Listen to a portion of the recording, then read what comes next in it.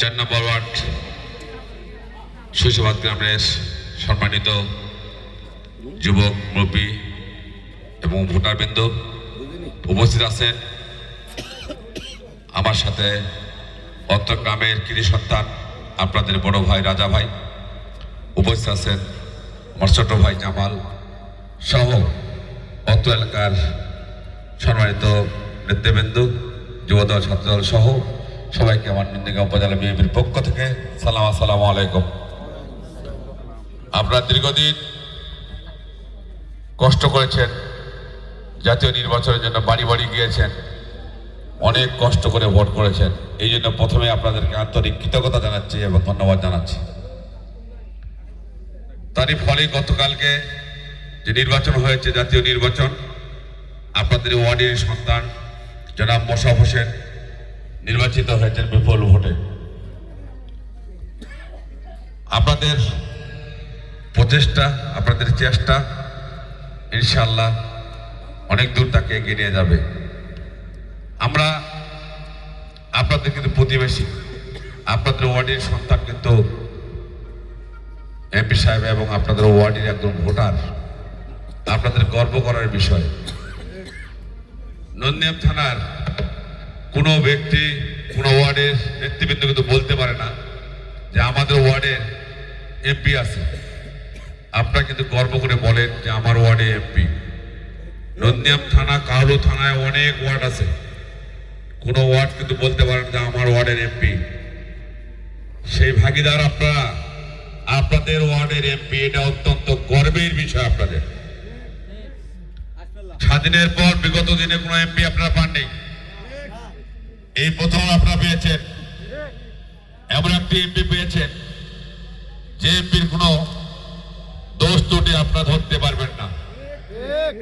অনেক এমপি আমরা দেখেছি ছোটখাটো অনেক ভুল ত্রুটি ছিল, এই এমপির কোনো ভুল ত্রুটি আমরা এখন পর্যন্ত খুঁজে পাইনি। কিন্তু আমরা দেখেছি আমাদের ইউনিয়ন থানায় এবং অত্র গ্রামে, পার্শ্ববর্তী গ্রামে সহ অন্যান্য জায়গায় কিছু কিছু লোকের জন্য এমপির অনেক কষ্ট হয়েছে। আমরা চাই একজন ব্যক্তির জন্য একটা এমপির ক্ষতি হবে, এটা আমরা বরদাস্ত করব না। কারণ ওই ব্যক্তি তার নিজের স্বার্থে কাজ করবে, ক্ষতি হবে এলাকার, ক্ষতি হবে এমপির, এটা কি হতে দেওয়া যায়? তাই আগামী দিনে আপনারা সবাই এই বিষয়টাকে মাথায় রাখবেন। কোন ব্যক্তির জন্য দলের ক্ষতি হবে, এই রকম ব্যক্তির দলে কোনো জায়গা নেই, আমরা তাকে দলে রাখতে চাই না। বিএনপি একটা অনেক বড় দল, দুই একজন কেন আমার মতো আলাউদ্দিন যদি দলে না থাকে কোনো সমস্যা হবে না, কিন্তু আমার মতো অনেক ব্যক্তি আছে এই জায়গায় পূরণ করার জন্য, সভাপতি হওয়ার জন্য।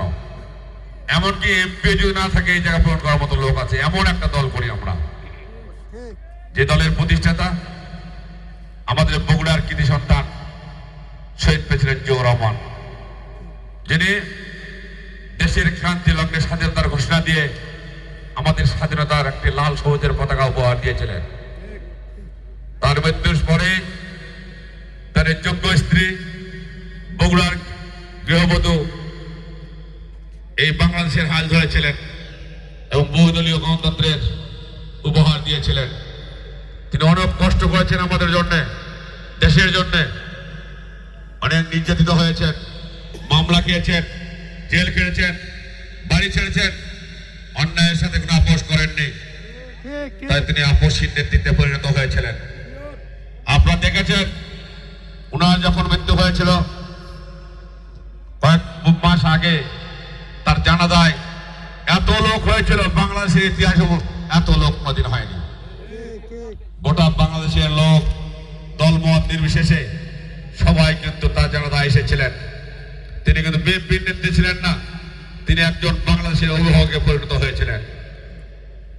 সেই নেত্রীর যোগ্য সন্তান জনাব তারেক রহমান আজকে দেশের হাল ধরেছেন।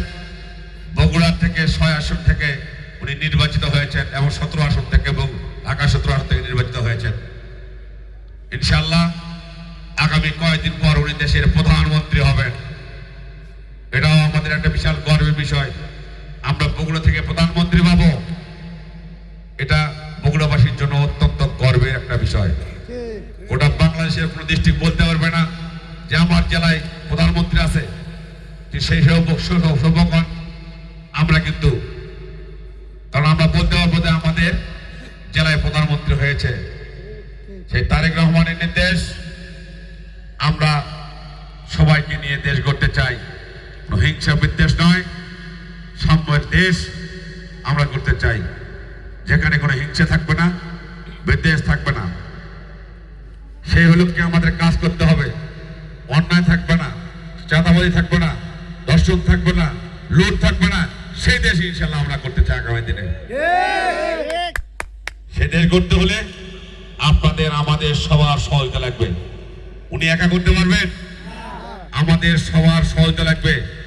আমরা যদি আমাদের তৃণমূল থেকে শুরু করে কেন্দ্র পর্যন্ত ওনাকে সহায়তা করি, তাহলে কিন্তু কাজগুলো ওনার যে বক্তব্য সে সফল হবে।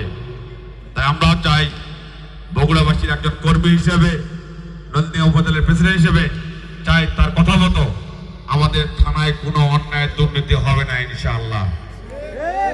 আমরা করতে দেবো না ইনশাআল্লাহ। কারণ একজন ব্যক্তির জন্য গোটা দল সাফার করতে পারে না। ব্যক্তির চেয়ে দল বড়, দলের চেয়ে দেশ বড়। একজন ব্যক্তি না থাকলে সমস্যা আছে? সমস্যা নেই। তাই আমি সকল নেতাকর্মী ভাইদেরকে অনুরোধ করব, বিগত দিনে আপনারা যা করেছেন আমরা ক্ষমা সুন্দর দৃষ্টিতে দেখেছি। আমরা চাই শপথ গ্রহণের পর কোনো অন্যায়, কোনো অবিচার আমরা দেখবো না, কারোর উপর জুলুম আমরা সহ্য করবো না। কোনো সমস্যা সৃষ্টি হলে সেটা সমাধান আছে, আলোচনার মাধ্যমে সমাধান করতে হবে। তার মানে এই নয় যে আমি সরকারি দলের লোক, অন্যায়ভাবে কাকে জুলুম করবো, নির্যাতন করবো, তার জায়গা দখল করবো, এটা হতে পারে না। আমরা এটা হতে দেবো না ইনশাআল্লাহ। তাই আপনারা সতর্ক হয়ে যান, কোন রকম অন্যায় কাজ করতে দেবো না। আপনারা দেখেছেন ভোটের আগে শত শত লোককে বহিষ্কার করা হয়েছে। ইনশাআল্লাহ ভোটের পরেও যদি এইরকম কর্মকাণ্ডকে চালাতে থাকে, আবার আমরা বহিষ্কার করবো ইনশাআল্লাহ। আপনারা মনে করেন যে ভোট হয়েছে এরপর বহিষ্কার হবে না, তাহলে আপনার ভুল ধারণা করছেন। ভোটের পরেও অনেক লোক বহিষ্কার হবে যদি কেউ অন্যায় কাজের সাথে জড়িত থাকেন। তাই আমরা চাইব এলাকা নয়, গোটা দেশটাকে একটা সুন্দর পরিবেশে নিয়ে আসতে। কারণ কেউ যত আমাদের বলতে না পারে 5 বছর পর এই দলের লোকজন খারাপ কিছু করেছে, সবাই যেন না বলে যে আমরা সবাই ভালো লোক, বিএনপি একটা ভালো দল, জনগণের দল, জনগণের কাজে লাগে, জনগণের উপকার আসে, এই সুনাম আমরা অর্জন করতে চাই। এই সুনাম অর্জন করতে হলে আমার তৃণমূল থেকে সকল নেতাকর্মী এবং ভাই বোনদের সহায়তা লাগবে। আমি আশা করব সবাই আমাকে সহায়তা করবেন, তাহলে হয়তো পারবো ইনশাআল্লাহ। আর যদি কেউ সহায়তা না করেন, তাহলে আমার ক্ষমতা বলে যেটা করার আমি করবো ইনশাআল্লাহ। একটা কথা, আপনাদের গতকালকে ভোটটা আপনারা দিয়েছেন, আপনারা এমপি বানিয়েছেন, আপনাদের ওয়ার্ডের সন্তান এমপি বানিয়েছেন। এই গ্রামে আমার ভাইরার বাড়িও আছে, অনেকে আমরা আত্মীয় স্বজন আছেন। অত্যন্ত দুঃখের সাথে বলতে হয়, এই সেন্টারে 800 ভোট পেয়েছে।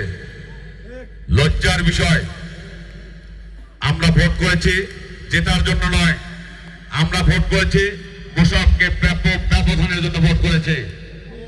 কারণ একজন তুরস্কের লোক, সাধারণপুরের লোকের সাথে আমাদের লড়াই করতে হবে না।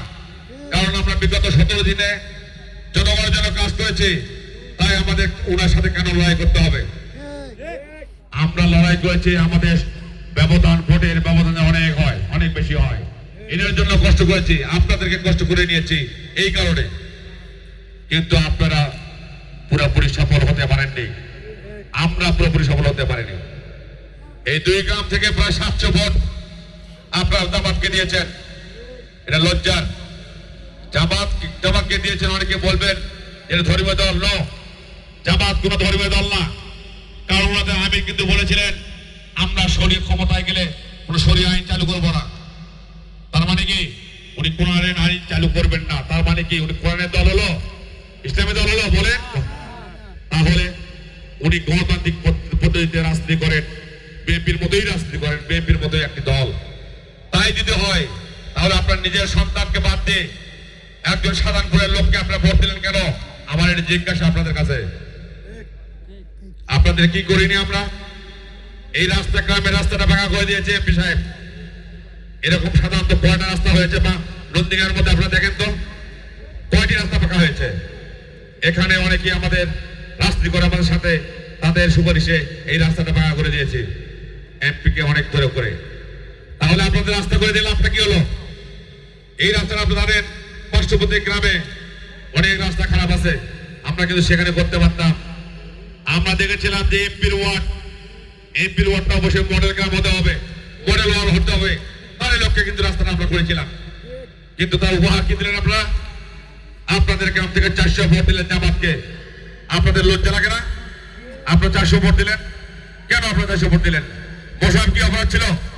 আপনাদের কোনো ক্ষতি করেছিল মোশাররফ? তাহলে কেন আপনারা দিলেন? এটা আপনাদের কাছে আমার জিজ্ঞাসা।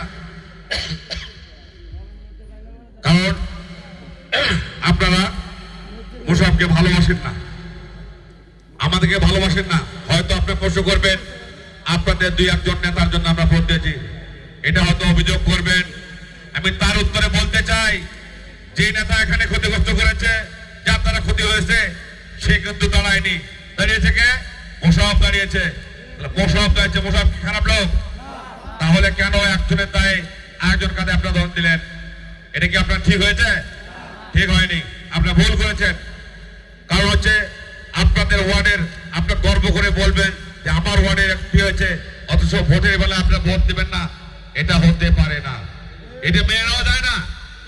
অন্য কোনো ওয়ার্ড হলে আমরা মেনে নিতাম, হয়তো বলবেন এই ভোট ছাড়াই কিন্তু আমরা হয়েছি, সেটা বড় কথা নয়। 56,000 ভোটে এমপি হয়েছে, সেটা বড় কথা নয়। আপনার ওয়ার্ডে কেন কম হবে? এমপির ওয়ার্ডে, আমার ওয়ার্ডে ভোট কেন কম হবে? আমরা এটা আপনাদের কাছে দেখতে চাই। কারণ আপনারা ভুল করবেন, সেই দোষ আমাদের কাছে দিবেন। কে ভুল করেছে তাই মিথ্যা দিয়ে বলবেন যে না নেতার জন্য ভোট দেয়নি, এটা হতে পারে না। কোন নেতা যদি সেরকম ভুল করে থাকে, কোন কর্মী যদি সেখানে ভুল করে থাকে, তার বিচার আছে, সেভাবে বিচার করা হবে। তার মানে এই নয় আপনারা কাজ দিবেন, সবকিছু নেবেন আর ভোট দিবেন না, অন্য কাউকে ভোট দিবেন।